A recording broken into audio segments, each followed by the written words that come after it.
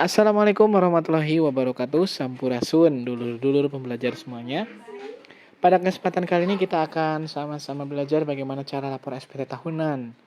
Untuk yang penghasilan selama setahun itu kurang dari 60 juta rupiah.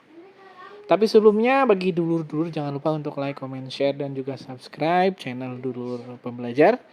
Dan bagi dulur-dulur yang sudah memberikan super thanks, kami ucapkan terima kasih banyak, dan setiap rupiah yang dulur-dulur sampaikan itu menambah semangat kami untuk membuat konten-konten berikutnya.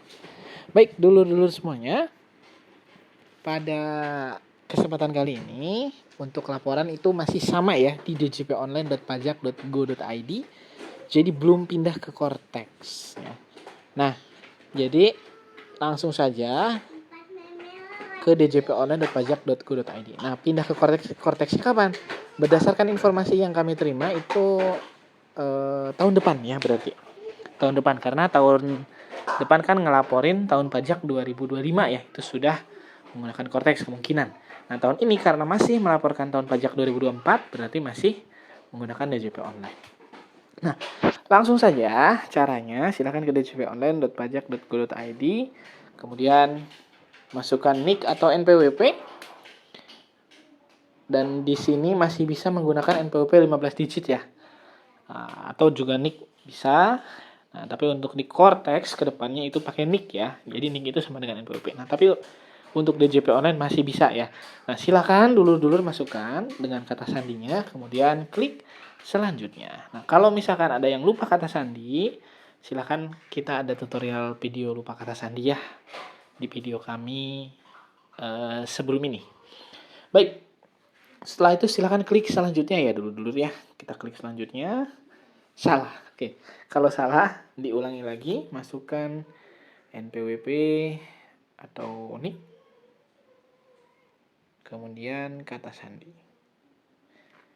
Kemudian klik selanjutnya.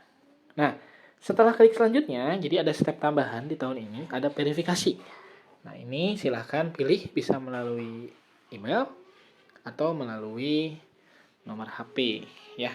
Jika dulur-dulur ingin klik melalui email, silahkan klik email. Setelah diklik, nanti akan ada kode verifikasi masuk ke kotak masuk email dulur-dulur ya.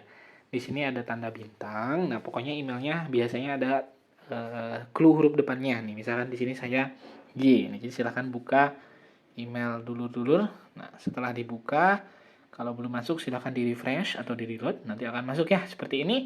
Dibuka nanti ada kode. Nah, kode verifikasinya silakan dikopas. Kemudian disalin ya, mohon maaf. Kemudian dipaste atau dipaste atau ditempel. Setelah itu dulur-dulur akan diarahkan ke halaman depan dari dashboard informasi ya. Nah, di sini dulur-dulur silahkan klik loop 3. Loop 3 ya. Silahkan klik loop 3, kemudian klik lapor. Setelah klik lapor, nah karena ini kita akan sama-sama belajar tentang lapor SPT tahunan yang karyawan di bawah 60 juta rupiah, jadi pilihannya silahkan klik e-filing. Silahkan klik e-filing ya. Silahkan klik e-filing. Silahkan klik e-filing ya. Nah, setelah klik e-filing, nah, dulur-dulur akan diarahkan ke menu e-filing. Nanti ada arsip tahun pajak tahun-tahun sebelumnya. Silahkan klik buat SPT. Nanti ada pertanyaan-pertanyaan, ini silahkan dijawab ya. Apakah menjalankan usaha atau pekerjaan bebas? Kita jawab tidak, karena kan kita pegawai ya, atau karyawan saja di satu perusahaan. Kemudian apakah seorang suami atau istri yang menjalankan kewajiban perpajakan terpisah atau pisah harta? Kita jawab tidak. Apakah penghasilan bruto yang Anda peroleh selama setahun kurang dari 60? Kita jawab ya. Kemudian pilih SPT 1770 SS. Setelah itu akan diarahkan ke pemilihan tahun pajak. Nah, ini kita mau melaporkan tahun pajak 2024, pilih tahunnya. Statusnya normal ya, karena ini pertama kali kita melaporkan SPT tahun pajak 2024. Kalau yang normal salah, ada yang mau dibetulkan, pilih pembetulan ke-1 ya, dan seterusnya kalau masih ada yang salah. Kalau sudah, klik selanjutnya. Nah, setelah itu kita akan mengisi SPT-nya ya. Yang pertama adalah pajak penghasilan atau penghasilan bruto dalam negeri. Nah, ini diisi penghasilan dulur-dulur selama setahun. Nah, kalau karyawan itu biasanya dapat bukti potong ya, 1721A1 untuk yang swasta, pegawai swasta, untuk A2 untuk TNI, Polri, PNS ya, dan pejabat negara atau petugas pemerintahan lainnya. Nah, kalau misalkan nggak dapet, saran saya isi dulu aja sambil nunggu bukti potongnya. Kenapa? Karena takutnya sampai lewat Maret belum dapet, malah nanti telat. Jadi isinya sesuai dengan real dulur-dulur terima ya, penghasilan selama setahunnya berapa. Oke, misalkan dulur-dulur mendapatkan gaji kotornya sebulan misalkan 4 juta, berarti kan setahunnya 48 juta. Kemudian pengurangan. Nah, untuk pengurangan dulur-dulur, kalau dulur-dulur dapat bukti potong, itu tinggal pindahin dari bukti potong. Kalau enggak, ini kosongin saja. Nah, PTKP ini sesuai status dulur-dulur. Apakah sudah menikah atau belum menikah? Misalkan ini saya kasih contoh sudah menikah dan tidak ada tanggungan gitu ya. Nah, ini berarti belum punya anak misalkan, atau anaknya sudah menikah misalkan gitu ya. Jadi tinggal sama istri saja. Oke. Kemudian scroll ke bawah, nanti pajaknya otomatis ya dihitungkan. Penghasilan masih di bawah PTKP, berarti tidak ada pajak yang dipotong, statusnya nihil. Ya. Kita klik berikutnya, kemudian ada pengisian pajak penghasilan final dan penghasilan yang dikecualikan dari objek pajak. Ini kalau ada saja, kalau tidak ada ini dikosongkan. Misal kalau ada tuh, misalkan dulu dapat hibah, beasiswa, warisan misalkan, sumbangan dan lain-lain. Nah, kalau tidak dikosongkan. Untuk yang final misalkan dulu punya kos-kosan. Ada penghasilan dari kos-kosan misalkan ya, selain dari kerja tadi. Nah, itu dimasukkan di penghasilan final. Misalnya saya kasih contoh aja ya, misalkan punya kos-kosan nih, sewa per bulannya, jadi dulu punya gedungnya disewakan misalkan ya, atau ruko atau kos-kosan lah. Per bulannya misalkan 3 juta, berarti per tahun kan 36 juta. Nah, diisinya seperti ini. Karena ini kan DPP atau penghasilannya. Nah, pajaknya katanya di atas jadi. Misalkan sewanya 500.000 deh. Jadi kali 12 6 juta berarti kan.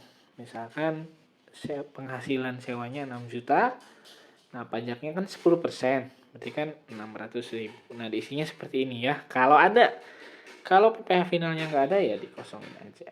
Kayak gini. Kemudian, ini kalau ada misalkan dapat beasiswa. Dalam tahun 2024 dapat beasiswa sebesar misalkan 20 juta gitu ya. Jadi dulu sedang kuliah misalkan LPDP di PTN misal ya. Kalau enggak ya ini dikosongkan.